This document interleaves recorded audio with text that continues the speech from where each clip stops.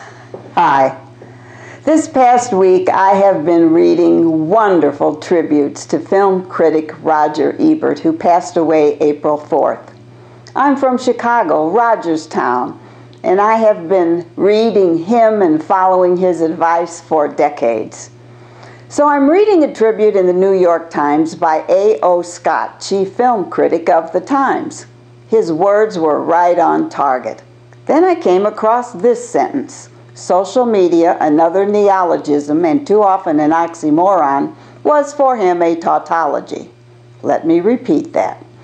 Social media, another neologism and too often an oxymoron, was for him a tautology.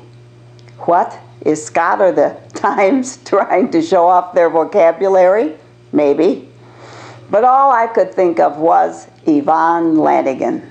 Mrs. Lanagan was an English teacher at Webster Groves High School in Webster Groves, Missouri, where I grew up.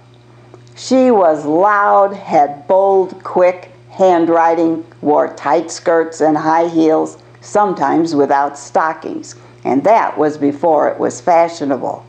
She spoke eloquently and on more than one occasion threw an eraser clear across the room at a student who fell asleep in her class.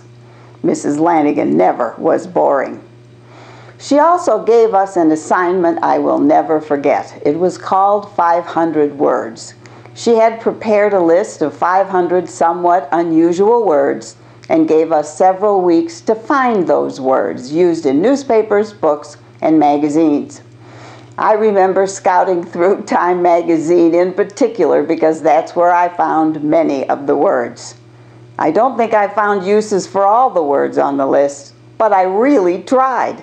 And to tell the truth, I didn't try that hard in some of my other classes. Back in high school, I would have jumped for joy at Mr. Scott's tribute had his words been on the list. 3 words in one sentence. But what do they mean? We had to learn the definitions too. Neologism, a new word or meaning. Oxymoron, an expression with contradictory words. Tautology, linguistic redundancy. I'll be darned, those words are about words. But frankly, even with the definitions, I have a hard time today translating Mr. Scott's sentence into something simpler. In the context of the story, I think he might have been saying that in Roger Ebert's later years, when he couldn't speak, the critic continuously blogged and, using his computer, personally answered comments from readers. Ebert's social interactions and his use of the media were all one. But regardless, what a great teaching moment Mrs. Lanagan would have had with that sentence. She would have asked us all to interpret and understand Mr. Scott's words. We would all have scurried to the dictionary. We would have raised our hands. We would have stumbled. We might even have soared. We would have laughed, but we would never have forgotten the words. Actually, Mrs. Lanagan's time in the classroom was the time before the word social media even existed. She communicated by barking out her assignments and her critiques in person, on blackboards, or on paper.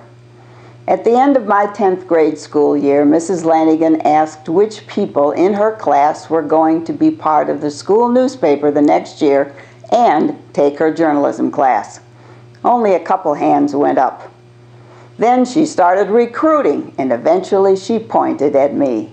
"You should take the class and write for the paper, Miss Taylor. You'll like it." And what Mrs. Lanagan said, well, that was gospel. I took the class and joined the paper. I liked the whole experience so much I studied journalism in college, too.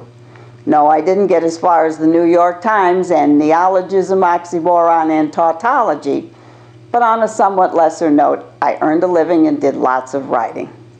Goodbye, Roger Ebert.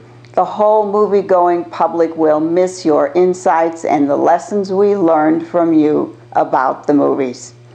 And for me personally, because of just one of the tributes to you, I am reminded of Yvonne Lanagan, a teacher I should remember more often than I do.